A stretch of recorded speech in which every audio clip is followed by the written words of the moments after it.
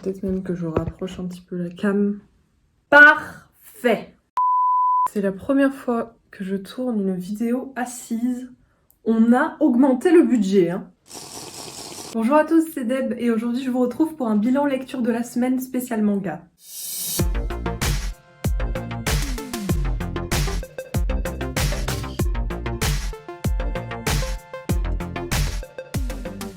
Alors c'est une semaine consacrée à la découverte parce que je vais vous présenter 3 mangas que j'ai découverts vraiment récemment et le dernier en revanche c'est un que je connais depuis longtemps, c'est une saga que j'ai terminée. Au programme nous avons donc en premier Anonyme, suivi de La gameuse et son chat. Ensuite nous avons Je veux manger ton pancréas et nous terminerons avec Transparente. On commence avec Anonyme, un seinen de Chikara Kimizuka, dessiné par Yanioka, paru chez les éditions Soleil dans la collection Soleil Manga. Attention, ce manga est réservé à un public averti. On fait donc la connaissance de Takashi, un jeune collégien qui est préoccupé par ses objectifs, sortir avec Yui, la fille de ses rêves, et être sélectionné dans l'équipe de baseball. Il est donc attiré par Yui depuis qu'ils sont tout petits et un jour, il parvient enfin à lui demander à sortir et elle accepte. Malheureusement, à ce moment-là, Yui commence par se faire harceler sexuellement par son professeur. Elle devient donc bizarre, prend ses distances avec Takashi, celui-ci ne comprend absolument pas ce qu'il se passe et va d'ailleurs se braquer. Mais un jour, Takashi va surprendre le professeur en plein acte de violence sexuelle sur Yui, il va être pris d'une rage immense, il va prendre sa batte de baseball et exploser le crâne du professeur. Et c'est ainsi que commence sa descente aux enfers.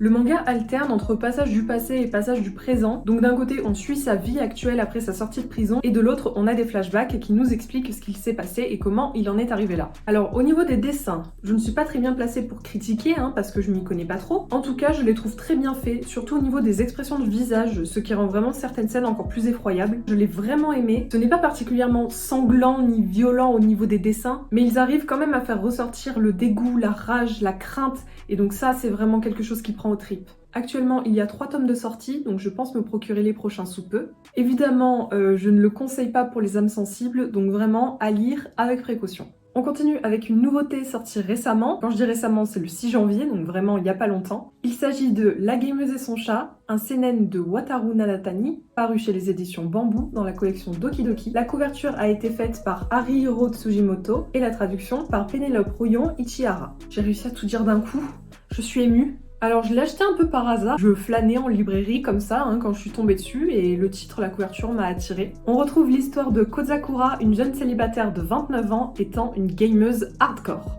Un jour, un de ses collègues de travail trouve un chaton abandonné dans la rue et va sonder un petit peu tout le monde au travail pour savoir si quelqu'un voudrait bien s'en occuper et en prendre soin. Tout le monde refuse, sauf Kozakura qui, sur un coup de tête, va l'adopter. Et c'est donc le début de leurs petites aventures. Les dessins sont assez simples, mais je pense qu'ils se suffisent à eux-mêmes, parce qu'en soi je ne pense pas qu'il y ait une grande nécessité de faire des dessins super travaillés pour ce genre de petite histoire. J'ai trouvé le manga vraiment super mignon étant donné que c'est un univers qui me parle vu que je suis moi-même gameuse et qu'en plus de ça, j'adore les chats. J'aime beaucoup le personnage de Kozakura parce que c'est vraiment un cliché, elle voit un petit peu sa vie en mode jeu vidéo, ce qui va parfois créer des situations assez rigolotes avec les personnes qu'elle rencontre. On a aussi des petits passages bonus avec le point de vue du chat, on apprend un petit peu ce qui se passe dans sa petite tête pendant des passages qu'on a déjà vus sous le point de vue de Kozakura. Je le conseille à tous les amateurs de chats et aux gamers bien entendu. On passe au manga suivant et là, je vais vous parler de mon coup de cœur de cette année, même si ça fait qu'un mois qu'elle a commencé. Il s'agit de Je veux manger ton pancréas, un seinen de Yoru Sumino dessiné par Idumi Kiyahara et paru chez les éditions Pika.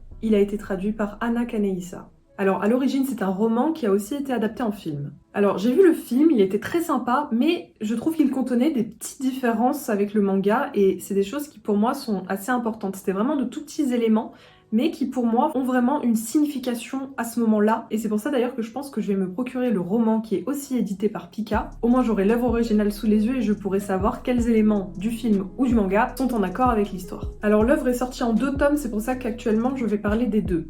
On suit l'histoire de 2 adolescents étudiant dans le même collège et travaillant tous les 2 dans la bibliothèque de celui-ci. Sakura est atteinte d'une grave maladie du pancréas, elle va mourir et personne n'est au courant hormis ses parents et ses médecins. Un jour, à l'hôpital, un garçon, dont nous ne connaissons pas le nom avant la fin du tome 2, va tomber par hasard sur le journal de Sakura intitulé « Vivre avec la maladie ». Qui dans le film est traduit en VF par Ma maladie et moi. C'est pour ça je trouve que c'est un élément important, ça diffère du manga au film et c'est pour ça j'ai vraiment envie de lire le roman pour savoir. Il tombe donc sur son carnet et va totalement percer son secret. Sakura va avoir une folle envie de se lier d'amitié avec lui, vu que c'est le premier qui est au courant de son secret. Et lui, bien que ce soit un garçon très timide, très réservé, d'ailleurs que tout le monde appelle l'homme invisible, il va se prêter au jeu et au fur et à mesure, il va même aimer ça. J'ai trouvé cette histoire magnifique. Les liens qui unissent les personnages sont forts, c'est un mélange entre l'amitié, l'amour, c'est même plus fort que ces deux choses-là. Je trouve vraiment les personnages attachants, la symbolique est incroyable. Le rapport au titre aussi, bon, je ne vous spoil pas, mais magnifique. Et j'avoue, même si on s'y attendait, j'ai pleuré lors de la mort de Sakura parce que, évidemment, on s'y attendait, mais pas de cette manière-là. Je ne vous spoil absolument pas. Mais vraiment, c'était déchirant. Je m'attendais vraiment pas à une mort aussi cruelle, aussi brutale, et surtout après une aussi belle déclaration entre les deux personnages. C'est une magnifique découverte, bien que je ne le conseille pas à tout le monde évidemment. Il faut un minimum aimer les histoires d'amour, d'amitié, bien que ce ne soit pas du tout un cliché à la shoujo rempli d'amour et d'histoires cucu. Les 2 tomes sont rapides à lire, je les ai terminés en une soirée d'ailleurs qui s'est soldée par plein de larmes, et vraiment c'est la première fois que je pleurais à cause d'une lecture, donc c'est pour vous dire à quel point ça m'a touchée. Conclusion, lisez-le, regardez le film, lisez le roman, faites tout ce que vous voulez, mais découvrez cette histoire. On passe au dernier manga et il s'agit de Transparente, un shonen de Jun Ogino, traduit par Satoko Fujimoto, paru chez les éditions Kurokawa. Et c'est également une série terminée en 4 tomes. On découvre l'histoire de Aya qui vit dans un environnement violent avec un père qui bat sa mère et qui est cruel envers ses 2 enfants. Un jour, Aya, par la force de la volonté de disparaître, va se voir attribuer un pouvoir, celui de devenir transparente. Elle va donc utiliser celui-ci pour commettre l'irréparable, tuer son père sans se faire repérer. Bien sûr, personne ne sait que c'est elle qui l'a tué. Sa mère et son frère ne sont pas énormément rongés par le chagrin dû au décès du père, mais ce n'est pas pour autant qu'elle l'aura avoué. Après ça, elle continue à vivre sa vie, elle devient étudiante, se fait des amis, mais la culpabilité va quand même être plus forte que tout. Et c'est vraiment ce mot-là, culpabilité, qui va régner tout le long du manga. J'ai bien aimé, les dessins sont simples, ils font vraiment papier, je ne sais pas comment expliquer. Il n'y a pas beaucoup de texte, et en particulier dans le tome 3, je trouve que ça rajoute quand même une petite ambiance morbide. Alors, comme je vous l'ai dit, elle va se faire des amis et au fil des tomes, elle va avouer au fur et à mesure à ses amis ce qu'elle a fait. Celle-ci ne lui tourne absolument pas de dos. Celle-ci ne lui tourne absolument pas le dos, au contraire, elles vont comprendre. Et c'est là qu'Aya se rend compte que c'est possible d'avoir des amis, de se faire comprendre et surtout, elle se sent aimée. Mais comme je vous l'ai dit, la culpabilité reste plus forte que tout. C'est pour ça que j'ai trouvé dommage le fait qu'il n'y ait pas de fin heureuse. J'aurais voulu que le pouvoir de l'amitié l'emporte un petit peu sur tout ça. J'ai échangé avec quelques personnes sur Instagram qui eux aussi ont trouvé ça un petit peu décevant. Après, c'est un choix de l'auteur, je ne vais pas le critiquer, mais j'aurais quand même préféré une fin heureuse. Les 4 tomes se lisent assez vite parce que comme je vous ai dit, il n'y a pas beaucoup de texte et alors vraiment le tome 3 est 100% image. En plus, comme il n'y a que 4 tomes, c'est pas non plus un trou dans le budget.